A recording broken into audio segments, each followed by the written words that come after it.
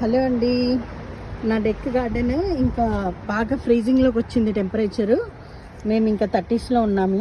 So ఇంకా last ఇంకా మిరపకాయలు అయితే హార్వెస్ట్ ఇస్తున్నాయి. సో నేను ఇప్పుడు కొన్ని పచ్చడికి తెంచుకుంటున్నాను. సో రేపో ఎల్లుండో మొత్తం ఇంకా చెట్లన్నీ తెంచేసి సేవ్ చేస్తా.